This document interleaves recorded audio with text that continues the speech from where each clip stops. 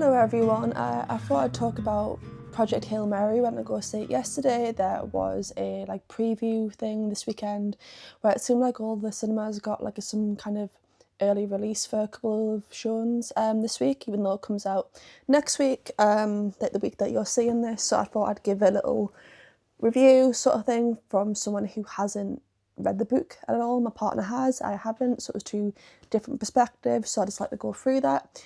And then it is also Oscars night tonight, so I'll be doing some Oscars bits later on. The movie's directors are the producers of the Spider-Verse movies and also the directors of Cloudy with a Chance of Meatballs and also 21 Jump Street and 22 Jump Street, so you know there's going to be a little bit of humour within this movie. So the first thing I want to go through, section first, is I want to go through the technical side, so the cinematography, the colour grading, lighting, colours, all that sort of stuff. So it seems like in every sort of sci-fi, sort of science fiction movie, there's some kind of iconic piece to the outfit, and in a lot of this movie, pre being in space, the main character is wearing a very, very yellow, waterproof jacket sort of thing. He's always wearing this on Earth, and I feel like this kind of signifies that he's cowardly, because obviously he doesn't want to go to the space mission, save Earth, be a hero, that sort of stuff, even though he has nothing left behind on Earth. He's got no family, no pets, no anything. He's still just too much of a coward. He doesn't think he can do it. Obviously they end up drugging him into it, which is quite bad, but yeah, it's very cowardly, and it's quite an iconic sort of jacket. It's very bright and contrasting to the quite depressing Earth colours. There is quite a few nods to 2001: A Space Odyssey in this, so the colour red appears in quite a few ways. So on the spaceship itself, there's so many elements of red in different shots on the spaceship itself, outside when he's doing a moonwalk mission sort of thing, and also the red spacesuit that he wears in some parts. It's not always wearing it, but when he is obviously outside of the spaceship doing the moonwalks and stuff like that, it is a red spacesuit, and it's the same tone of red as in this 2001: Space Odyssey, so it is quite cool. There's actually quite a few nods to different sci-fi movies that I've read up on, but I haven't noticed them myself, and it seems that people are just starting to analyse it, obviously, but just being the previews this week. What I'd really love to see is a behind the scenes video of the set design of this movie, because the actual spaceship interior, it just seemed like there was always a little bit here and there that you didn't see before that you were seeing now, as he was going through and exploring. Obviously after he woke up, he was going through the whole spaceship and just looking at everything, and it felt like it was going on, and I'd really like to see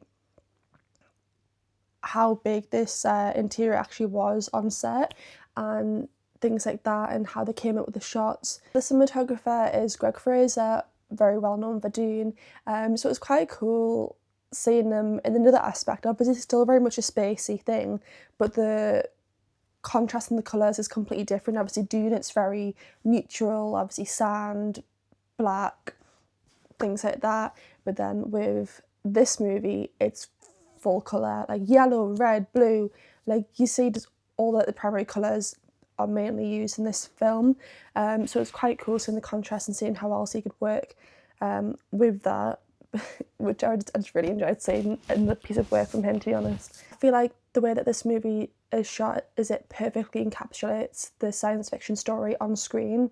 It was just so flawless and stunning, and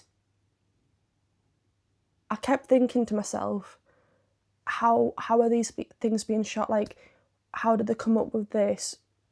It was I just really, really enjoyed it, and it was so stunning and well thought out, and it was so seamless, and next I'm going to move on to the more story aspect or the acting and stuff like that. So I think one of the things that was just so perfect was the comedic timing of Ryan Gosling, and also just the writing of it and stuff. I don't know if you watch and know, but British audiences typically don't react to anything. It tends to be like a more American thing. It's very hard to get British audience to react to things in the cinema. And there was quite a few times that people were actually laughing out loud to things in the movie. There was a bit where they were going through like the voice options, and there was a Scouser accent that came. Obviously there was one with Meryl Streep as well, which was very iconic, but there was a Scouser one, and people just burst out laughing because you weren't expecting it. Now what I want to know is this going to be a different accent for each country? Because I don't really think people in other countries would find a Scouser accent very funny or even know where it's come from. So I'd be really interested to know about that. It really is like the perfect balance of comedy mixed with intense drama, because it's obviously end of the world drama, like you've got to save the world or we're all gonna die in like so long, mixed with comedy where he's very much alone in space, obviously until a certain point, but he's very much alone in space, and it's a perfect balance, because sometimes dramas can get a bit too intense and you can kind of feel it, and I feel like it balances it out perfectly with the comedic timing of Ryan Gosling and the writing of it, and it was so perfect. You could really like feel the emotions of this film from every single character. Obviously you've got the ones on Earth who are trying to save the planet and things like that. You can see it from Ryan Gosling's character's side, where all this has been put on him because there was that big explosion and stuff like that, and now he's gonna have to be the one that goes and saves Earth, and if not, everyone's gonna die. And it was so interesting having the perspective of obviously people going out to save Earth into space, and then also having aliens do the same exact thing and then meeting in the middle.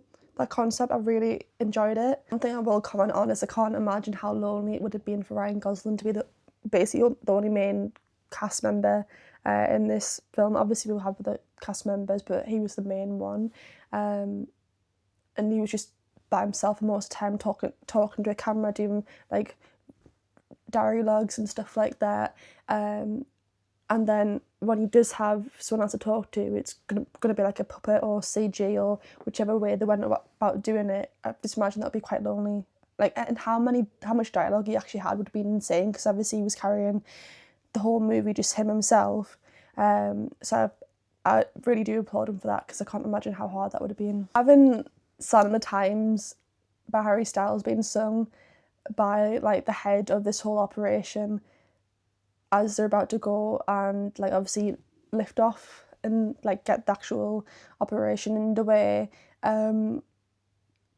it really felt like a gut punch. It was like the perfect song choice, but it was kind of interesting, because obviously we had the Beatles being referenced the Beatles being referenced before that, and we did find out actually, because we had a look at the book after the movie, that it does say for the Beatles at the start of the book, which I found quite cool. So there's a contrast between the Beatles and Harry Styles. I just wasn't really expecting Harry Styles to be played, because just for whatever reason I thought this movie would have been set a while ago, but no, it was definitely interesting. But yeah, the song definitely was a bit of a gut punch, to be honest with you, and really set the tone of like what kind of situation they were truly in. I feel like this film perfectly summarised a few points. One being that humans are incapable of caring enough about each other. There was a bit mentioned where the food would have to be rationed, but they probably wouldn't end up doing that because humans, which was kind of depressing. And another one, you can find friendship in the unlikeliest of places, and you're never truly alone. So I just thought that was really sweet. And I know I've been reading the Letterboxd reviews, and I really love the Letterboxd reviews so much. It's so fun. This has to be one of the greatest science fiction feats of all time for me, to be honest. I'm going to be rating it a 5 on Letterboxd as my partner, even though he's went and read the book beforehand. He read it when it first came out. I can't wait to read the book.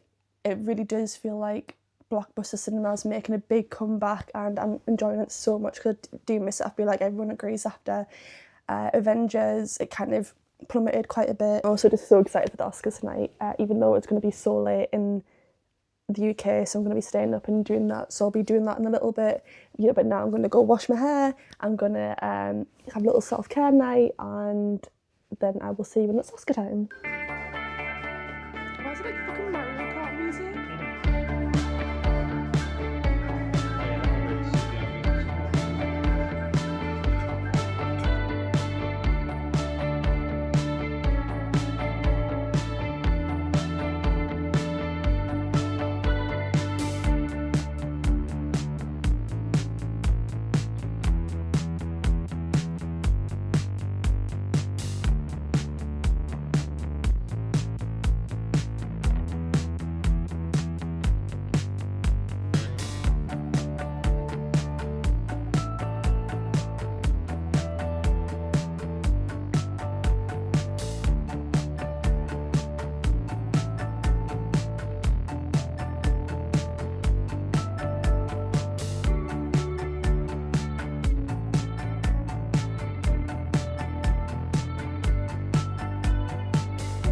So obviously best actress it's got to be Jessie Buckley. It's got to.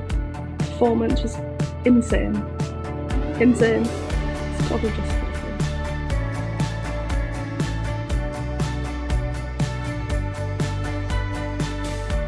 It is currently 3:30 in the morning, so I'm gonna go to bed. We'll talk about the movies in the morning.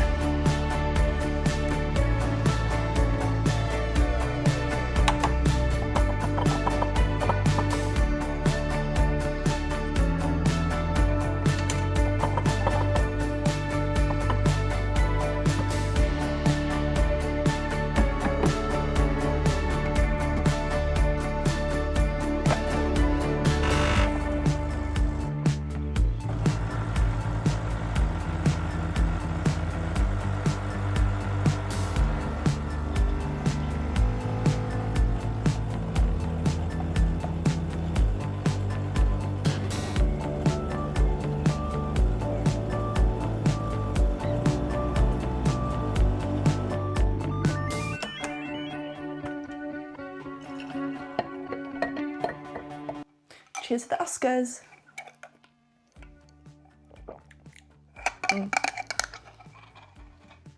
Okay, so the Oscars were last night, and it was definitely an interesting one. It was a history-making one, and I'm very excited to talk about it. I know at this point you've already seen my reactions. For one of them, I did get just a little bit emotional, just because it was really important to me. But what we'll do is we'll go through all the categories that are kind of reacted to most sort of thing, and explain and stuff like that. So I don't know if I reacted to this one, but best production design was Frankenstein, which I think was so rightfully deserved. I don't think they won much on Oscars night. No, I think this might be one of the only ones, if the only one that they won. Or did they win costume as well? I think they won costume as well, yeah. But yeah, the Frankenstein set was phenomenal. It was absolutely insane. I've seen the behind the scenes like videos of it, and it's just absolutely incredible. So it's so rightful to win. It was also alongside like Hamnet, Marty Supreme, One Battle After Another, and Sinners.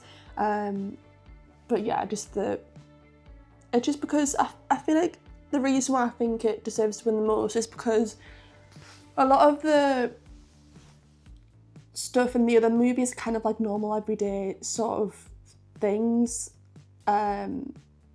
Like Cheap Joint, it was just kind of like a wooden barn sort of thing. Hamnet, it was like the houses, and also the Globe. The Globe was so cool because they actually made that themselves for the set, which I really enjoyed. I haven't seen One Battle After Another, so I can't really comment on that. Let's have a look at what else. So we've got best visual effects. Obviously it was going to be Avatar, of course. It was going to be Avatar. What else would win? It was also F1, Jurassic Park Rebirth, Sinners, and The Lost Bus. I don't know what The Lost Bus is actually, but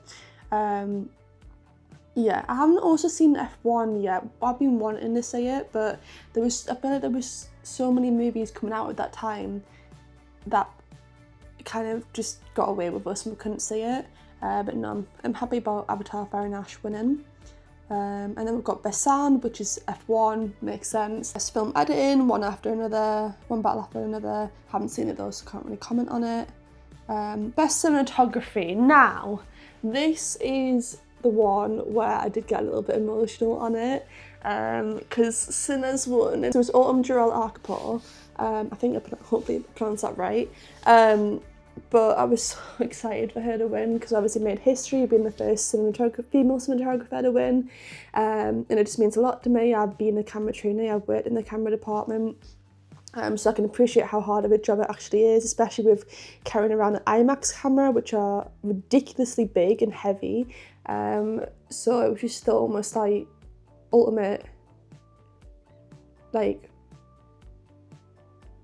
female moment of her winning. She made all the ladies in the room stand up, which I thought her speech was absolutely gorgeous. The fact that Ryan Coogler brought her son down so you could hear her speech was the cutest thing. I absolutely adore Ryan Coogler. I think he seems the most lovely, genuine human being ever, and he's always just fighting in people's corners.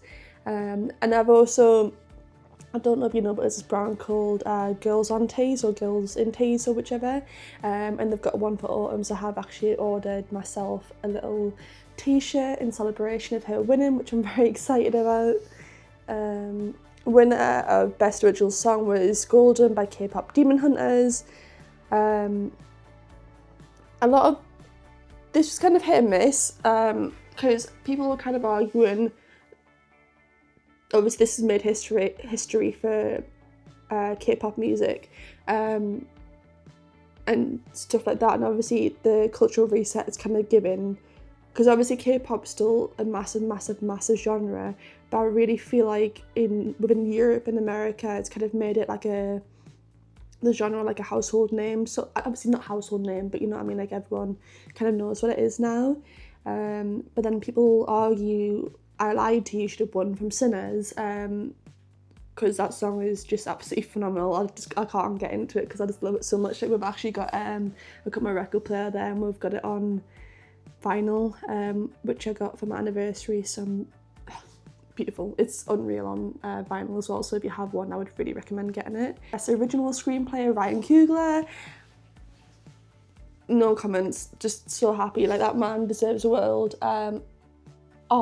What I love as well, throughout his whole like award seasons run, in his hair he's had like different like instruments or like the music note and stuff like that braided into his hair, and it's so cool. Absolutely obsessed with it. And the one his Oscars was really cool. He had the guitar braided into his hair, which I thought was so much fun. But yeah, no, this award was so deserved. And just the reactions of the crowd when he won was just amazing. And apparently he wrote it quite quickly. And I love that it was actually based on like family experience. Obviously not the whole thing because of vampires, but based on like family experience of Duke Giant and stuff. Because I think it was based on his uncle.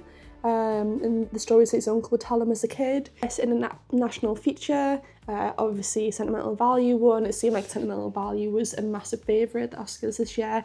I haven't watched it just because it wasn't available at any cinemas near me to watch, so we're definitely going to be trying to find it on like Prime or Netflix or whichever it's going to end up coming on. I didn't get to see everything, but I know Sentimental Value was a massive favourite, so I'm quite happy with that. I did also want the voice of Hind Rajab to win, because that girl just, yeah. And it's kind of crazy because the lead actor isn't allowed into America because of where he's from, which is kind of crazy. But no, yeah, that's all. Best animated feature, K-pop Demon Hunters. Like I say, they broke history with the Koreans winning and stuff like that. What was I gonna say? Oh yeah, for the song, the way that they cut them off was so brutal. That was so bad, and the fact that Adrian Brody was on not long beforehand making a joke about his 7-minute speech, and they wouldn't even let them talk, which is absolutely insane. And, like the way, like, because before they would used to just play the music really loud and kind of cut them off, but now they're like lowering down the mic and turning the lights off on people. Like, turn the lights off is absolutely crazy. Like, what do you mean? But yeah, so K-pop Demon Hunters won Best Feature, Animated Feature, along with the nominees Arco, Elio, Little Emily, or the character Rain, and Zootopia 2. We actually watched Zootopia 2. What's it, Zootropolis? It's Zootropolis in the UK, actually.